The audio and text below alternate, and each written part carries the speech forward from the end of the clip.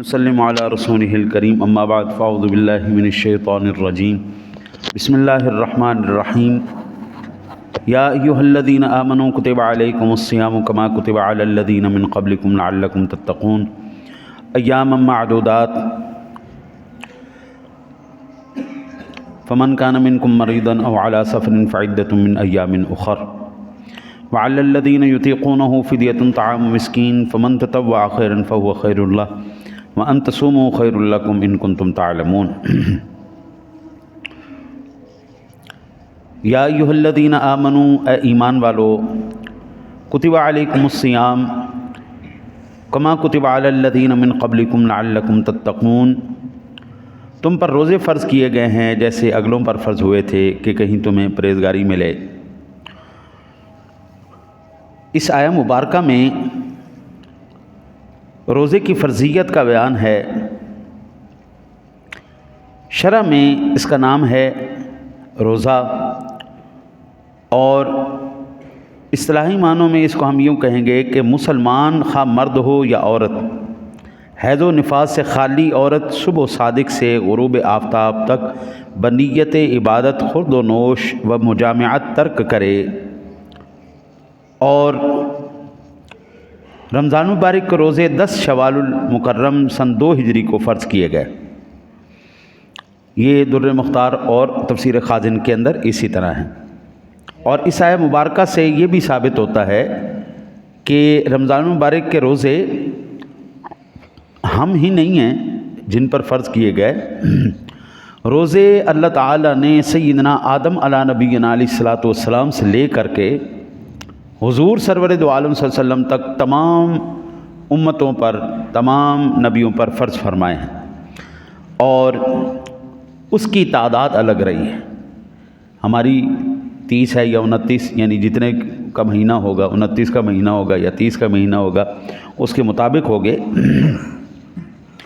تمام شریعتوں میں یہ فرض رہے ہیں اور چلے آئے ہیں، اگرچہ ایام اور احکام مختلف تھے مگر اصل روزے سب امتوں پر لازم تھے۔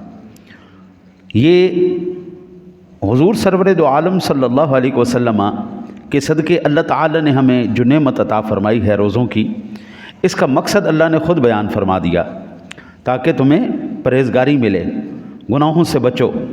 یہ کسر نفس کا سبب اور متقین کا شعار ہے۔ روزہ رکھنے کے بعد اگر بندہ منافقت نہیں چھوڑتا، جھوٹ بولنا نہیں چھوڑتا، غیبت کرنا نہیں چھوڑتا، چغلی کرنا نہیں چھوڑتا، سود کھانا نہیں چھوڑتا، حرام کھانا نہیں چھوڑتا، ہاں جی، اور دھوکہ دینا نہیں چھوڑتا، ذخیرہ اندوزی نہیں چھوڑتا، تو پھر اس کے روزے کا کوئی فائدہ نہیں۔ روزے کا اصل مقصد جو اللہ بیان کر رہا ہے لعلکم تتقون، تاکہ تم پرہیزگار بن جاؤ، متقی بن جاؤ۔ ماہ مبارک کے اندر انشاءاللہ تعالی العزیز عصر میں ہم درس حدیث کے سلسلے میں بڑی وضاحت کے ساتھ اس کو بیان کریں گے، احادیث کے ساتھ۔ ابھی صبح قرآن پاک سے ہم اخذ کر لیتے ہیں مسائل۔ آپ اندازہ کیجئے رمضان مبارک سے پہلے خورد و نوش کی اشیاء کا ریٹ کیا تھا۔ آج رمضان شریف ہے نا، آج آپ باہر نکلیے گا، آپ کو پتہ چل جائے گا کہ جناب ریٹ کہاں پہ پہنچ چکے ہیں۔ اب میرے آقا کریم علیہ الصلوۃ والسلام نے تو یہ واضح اور دو ٹوک ارشاد فرما دیا کہ رمضان المبارک کی آمد کے ساتھ ہی کل مغرب کی نماز کے فوراً بعد اللہ تعالیٰ نے تمام شیطانوں کو بند کر دیا، جہنم کے دروازے بند کر دیے، جنت کے دروازے کھول دیے۔ اللہ نے تو شیطانوں کو بند کر دیا ہے، پھر یہ شیطانیاں کون کر رہا ہے؟ اللہ نے تو شیطانوں کو بند کر دیا، شیطان تو قید کر دیے گئے، پھر یہ شیطانیاں کون کر رہا ہے؟ اب جو جھوٹ بولے گا اور جو بے ایمانی کرے گا، دھوکہ کرے گا، اب باوجود اس کے رمضان مبارک کی مبارک ساعتوں کے اندر بھی جو نماز نہیں پڑھے گا، جو یہ معاملات نہیں کرے گا، اس کا مطلب ہے اخوان الشیاطین، وہ شیطان کے بھائی ہیں، وہ شیطان ہیں انسانی صورت میں۔ اس لیے جب ہم قرآن پاک کی آخری صورتیں پڑھتے ہیں تو قرآن پاک بھی ہمیں بتاتا ہے قل اعوذ برب الناس ملک الناس الہ الناس من شر الوسواس الخناس الذی یوسوس فی صدور الناس من الجنۃ جنوں میں سے بھی ہیں اور انسانوں میں سے بھی، فتنہ کرنے والے، فساد کرنے والے، لڑائی کرنے والے، جھگڑا کرنے والے، اس ماہ مبارک میں بھی اللہ کی راہ میں خرچ نہ کرنے والے، یہ اس طرح کے شیطان موجود ہیں، اور وہ انسانی شیطان ہیں۔ ان ایام میں آپ نے تو نماز پڑھنی ہے، جہاں سے آپ گزرتے آئیے، اپنے بچوں کو، اپنے بڑوں کو، جو راستے میں آپ کو نظر آئیں ان کو بھی دعوت دیتے ہوئے آئیے۔ نیکی خود تو کریں دوسروں کو بھی نیکی پہ لگائیں۔ اگر آپ کی وجہ سے کوئی بندہ نمازی ہو جاتا ہے تو اس سے بڑھ کر اور ہمارے لیے کیا نعمت ہے اللہ تعالیٰ کی کہ ہم جو ہے اپنے ساتھ دوسروں کو بھی نیکی کا سبب بن رہے ہیں۔ پھر فرمایا ایام معدودات، یہ بڑے گنتی کے دن ہیں جی، صرف ایک مہینہ ہے جی ماہ رمضان مبارک، فرض روزے بس ایک مہینہ، یا 29 دن یا 30 دن، جس طرح کا یہ مہینہ ہوگا۔ 29 کا چاند ہوا تو 29 دن ہوں گے، 30 کا چاند ہوا تو 30 دن ہوں گے، اس سے زیادہ نہیں، فرض روزے اتنی۔ باقی میرے آقا نبی اکرم صلی اللہ علیہ وسلم کا معمول مبارک تھا، ہر مہینے 3 روزے رکھا کرتے تھے۔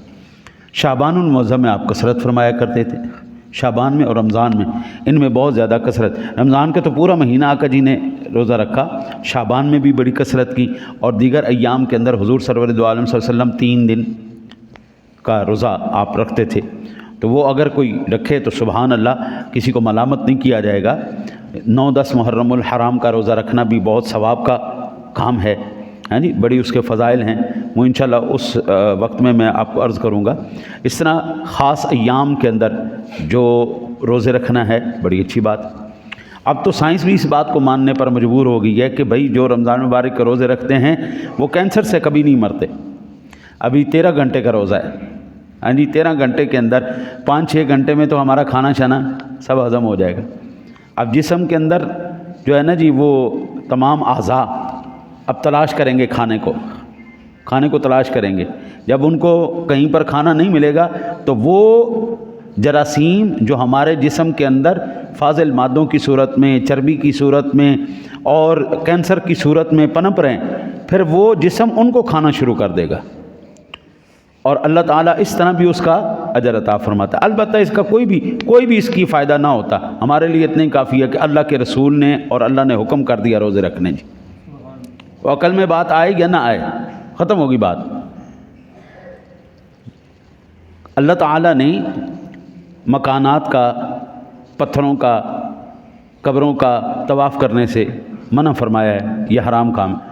لیکن جب ہم حج کرتے ہیں تو بیت اللہ کا طواف کرتے ہیں یا نہیں کرتے ہیں؟ وہ بھی ایک مکان ہی ہے نا۔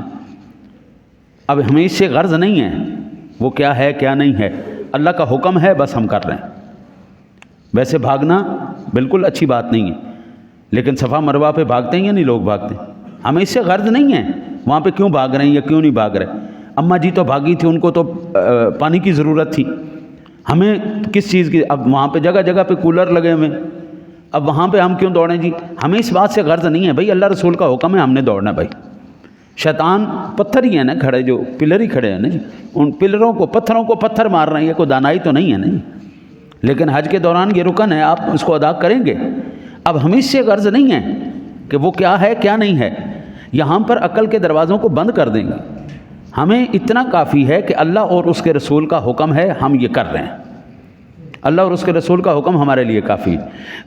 چند چیزیں ایسی ہوتی ہیں قبلہ جہاں پر عقل کے دروازوں کو بند کر دینا چاہیے، اگر وہاں پر بھی ہم عقل کو لگائیں گے تو پھر حضرت کہاں پر کتنی زیادہ آگے ہم نقصان میں جائیں گے آپ اندازہ نہیں کر سکتے۔ ٹھیک ہے جی، باقی انشاءاللہ زندگی رہی تو ہم پھر عرض کریں گے۔ اللہ سے دعا ہے اللہ آپ کو مجھے عمل کی توفیق عطا فرمائے۔